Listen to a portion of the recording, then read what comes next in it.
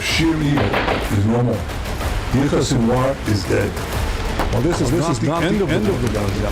It's the beginning of it. Israel is at war. We didn't want this war. It was forced upon us in the most brutal and savage way. But though Israel didn't start this war, Israel will finish it. Hamas will understand that by attacking us, they've made a mistake of historic proportions. We will exact a price that will be remembered by them and Israel's other enemies for decades to come. एक साल पहले Netanyahu की जुबान पर जैसे सरस्वती बैठ गई थी। एक साल पहले जैसे हमास का काल खुद नेतन्याहू की जुबान से उसकी बर्बादी की भविष्यवाणी करवा रहा था। एक साल पहले हमास के आकाओं से लेकर आतंकियों तक ने अपनी कब्र खुद ही खोद ली। इजरायली प्रधानमंत्री बेंजामिन नेतन्याहू का प्राण प्रमाण में बदल गया। हमास तो हमास, उसका धर्म साथी हिजबुल्लाह भी तबाह हो गया। सिर्फ 4 महीने का हाल देख लीजिए। पहले जुलाई में हमास चीफ इस्माइल हानिया मारा गया। फिर सितंबर महीने में हिजबुल्लाह चीफ हसन नसरुल्लाह चला गया और अब अक्टूबर महीने में हानिया की गद्दी संभालने वाला खान यूनिस का कसाई याह्या सिनवार भी निपट गया। हमास चीफ हानिया की गद्दी संभालने वाले याह्या सिनवार को उम्मीद भी नहीं रही होगी कुल जमा 2 महीने 16 दिन बाद ही इजरायली सेना जहन्नुम में उसका पार्सल भी भेज देगी। लेकिन सवाल यह है कि याह्या सिनवार के मारे जाने की खबर को आखिर क्यों अमेरिकी राष्ट्रपति ने दुनिया के लिए एक अच्छा दिन बताया।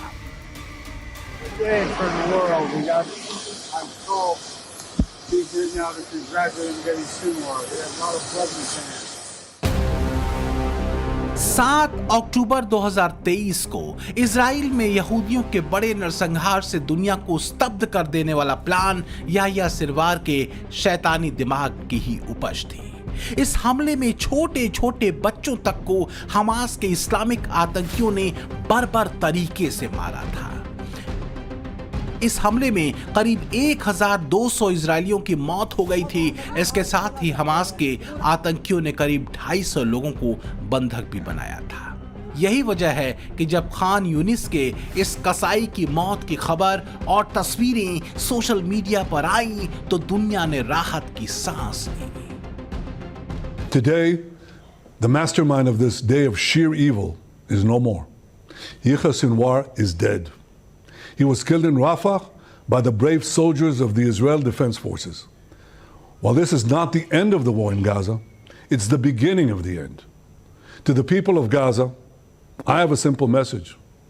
This war can end tomorrow. It can end if Hamas lays down its arms and returns our hostages.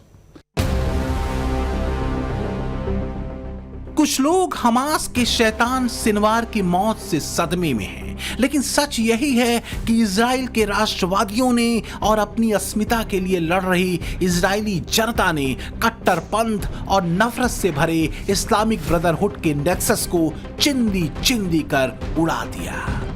एक कड़वा सच ये भी है कि इजराइल से ज्यादा हमास और हिजबुल्लाह जैसे कट्टरपंथी संगठनों ने गाजा के लोगों की जिंदगी तबाह की। दुर्भाग्य से मजहबी सनक में अंधे लोगों को यह बात अभी तक समझ में नहीं आ रही। तो कौन था ये याह्या सिनवार जिसकी एक नहीं गाजा में कई पहचान थी, जैसे हमास का लादेन, खान यूनिस का जल्लाद, आतंक का हिटलर, यहूदियों का दुश्मन और एक बर्बर आतंकी। यह बात किसी से छुपी नहीं है कि हमास खुद गाजा के लोगों की जान का दुश्मन रहा है। अगर ऐसा नहीं था तो कोई बस इतना समझा दे कि रिहायशी इलाकों और यहां तक कि अस्पतालों और स्कूलों के नीचे उसने अपने बंकर, छुपने की जगहें और यहां तक कि लंबी सुरंगों का जाल क्यों बिछा रखा था। इसके पीछे दिमाग याह्या सिनवार का ही बताया जाता है, ताकि अगर इजराइल हमास के आतंकियों को निशाना बनाए तो इसमें बड़े पैमाने पर सिविलियन मारे जाएं और ह्यूमन राइट के मामले पर हंगामा खड़ा किया जा सके। यानी हमास को खुद अपने लोगों की जान की परवाह नहीं थी बॉस। याह्या सिनवार के मारे जाने के बाद हमास का खात्मा करीब करीब हो चुका है। एक्सपर्ट्स तो यहां तक कह रहे हैं कि सिनवार का मारा जाना एक तरह से गाजा के लोगों के लिए शांति की राह के बनने जैसा है। हमास के चीफ याह्या सिनवार जैसे आतंकी सरगना ने अपनी नफरत और सत्ता की पकड़ मजबूत करने के लिए नन्हे बच्चों के हाथों में ऐसे ही बंदूकें पकड़ाई थी। खुद पूरी जिंदगी ऐशो आराम में फिरते रहे और गाजा के बच्चों युवाओं की जिंदगी यहाँ के खंडहरों और तबाह बर्बाद शहर के हवाले कर दी। इतिहास गवाह है कि जो इजराइल फिलिस्तीन संघर्ष 90 के दशक में लगभग खत्म होने की दिशा में आगे बढ़ चला था, उस शांति प्रयास को हमास ने अपनी सत्ता सनक के लिए भंग कर दिया था। इजराइल और फिलिस्तीन के बीच शांति समझौता ओस्लो में हुआ था। साल था 1993, जिसके अंतर्गत इजराइल और फिलिस्तीन मुक्ति संगठन ने एक दूसरे को आधिकारिक मान्यता देने और हिंसक गतिविधियों को त्यागने की सहमति प्रकट की थी। ओस्लो समझौते के तहत एक फिलिस्तीनी अथॉरिटी की भी स्थापना की गई थी। हालांकि इस अथॉरिटी को गाजा पट्टी और वेस्ट बैंक के भागों में सीमित ऑटोनॉमी ही मिली। इसके बाद साल 1995 में दूसरा ओस्लो समझौता हुआ, जिसमें वेस्ट बैंक के 6 शहरों और करीब 450 कस्बों से इजरायली सैनिकों की पूरी तरह से वापसी का प्रावधान शामिल था।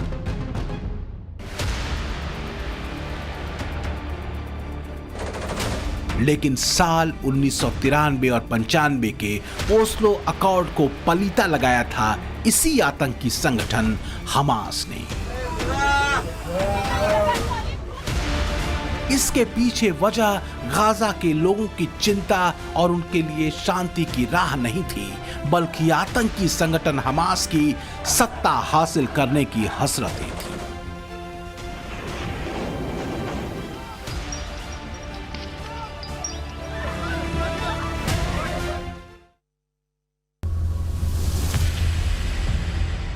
जो लोग ये कहते हैं कि भारत की विदेश नीति फिलिस्तीन को लेकर बदली है, वो सिर्फ और सिर्फ अपने महीन कट्टरपंथी एजेंडे के चलते भ्रम और झूठ फैलाते हैं। इजराइल फिलिस्तीन विवाद में भारत हमेशा से 2 स्टेट थ्योरी की बात करता रहा है। वो आज भी इस पर कायम है। लेकिन मुद्दा हमास जैसे आतंकी संगठनों के उस जहर का है जो यासिर अराफात की पीएलओ फतह के स्वाधीनता एजेंडे से अलग है। इजराइल और फिलिस्तीन के बीच समझौता पीएलओ के दौर में ही हुआ था, जिसे बिगाड़ने में बड़ी भूमिका इस्लामिक कट्टरपंथी हमास की बताई जाती है। दरअसल हमास और फतह फिलिस्तीनी राजनीतिक परिदृश्य में 2 सबसे असरदार पार्टियां हैं। आरोप लगते हैं कि 1995 में इजराइल फिलिस्तीन समझौते के डिरेल होने की एक बड़ी वजह हमास की तरफ से अंजाम दी गई आतंकी घटनाएं रही थीं, जिसमें इजराइल के भीतर कई फिदायीन हमले तक शामिल थे। इससे बात बिगड़ी और शांति समझौता रद्द हो गया। साल 2007 में गाजा पट्टी में हुए चुनाव में हमास ने राष्ट्रपति महमूद अब्बास की लंबे समय से चली आ रही फतह पार्टी को हराकर गाजा को अपने कब्जे में ले लिया। अब जरा हमास और फतह के बीच बुनियादी अंतर को भी समझिए। हमास की विचारधारा जहां इस्लामिस्ट है, तो वहीं फतह की विचारधारा धर्मनिरपेक्ष है। इजराइल पर हमास की रणनीति सशस्त्र प्रतिरोध की है, जबकि फतह हमेशा से वार्ता का पक्षधर रहा है। हमास इजराइल को मान्यता नहीं देता, जबकि फतह इजराइल को मान्यता देता है। हमास 1967 की सीमाओं पर फिलिस्तीनी राज्य की मांग करता है, तो वहीं फतह भी 1967 की ही सीमाओं पर फिलिस्तीनी राज्य की बात करता है। 2007 में जब डरा धमकाकर चुनाव में गड़बड़ी के आरोप लगाते हुए फतह ने नतीजे मानने से इनकार कर दिया, तो हमास के नेताओं ने फतह को गाजा से बाहर धकेल दिया। तब से हमास गाजा पट्टी और फतह वेस्ट बैंक वाले फिलिस्तीनी हिस्से पर शासन करते रहे हैं।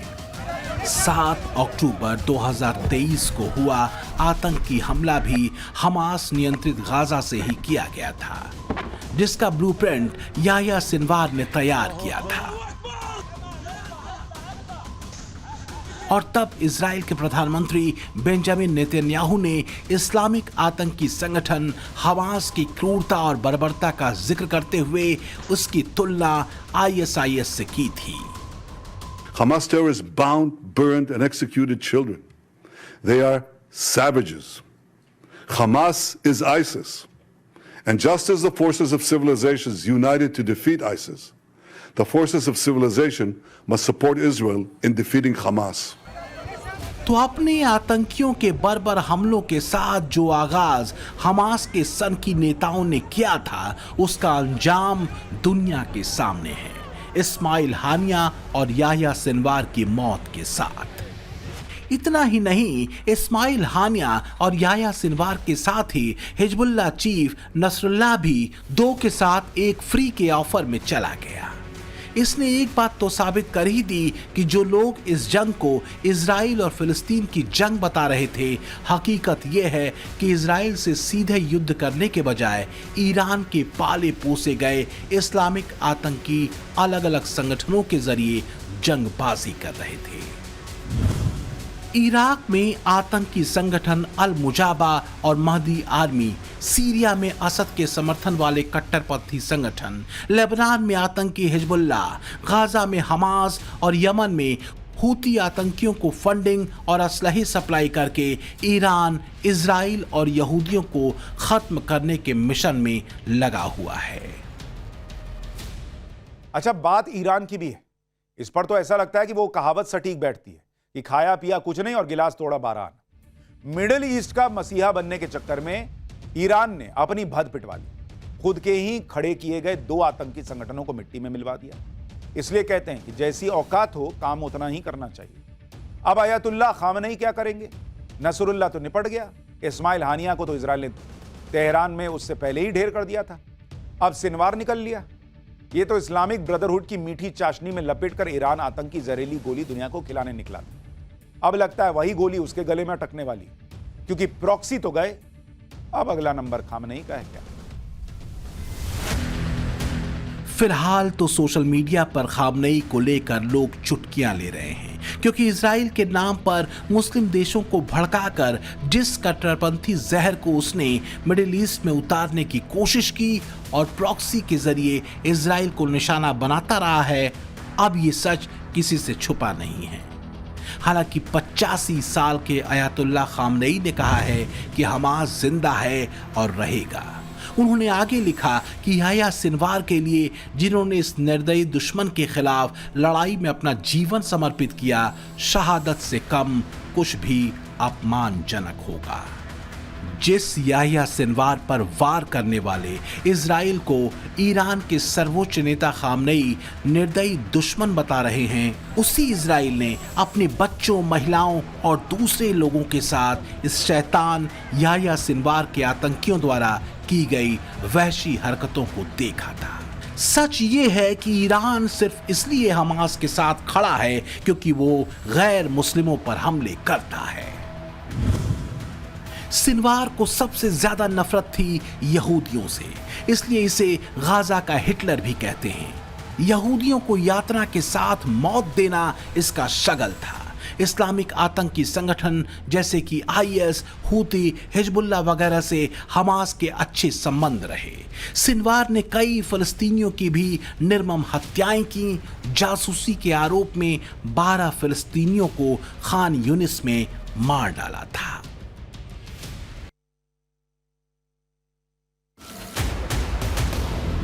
याह्या सिनवार भी वैसी ही मौत मारा गया। अंतिम वीडियो में बुरी तरह जख्मी याह्या सिनवार ने उसकी फोटो खींच रहे ड्रोन पर लकड़ी का टुकड़ा फेंका। इजरायली सेना से बचने के लिए सिनवार इस खंडहर में छुपा था। इस दौरान जब इजरायली सैनिक छापेमारी कर रहे थे, आईडीएफ ने 3 संदिग्ध लड़ाकों को देखा। आईडीएफ ने लड़ाकों पर गोलियां चला दी।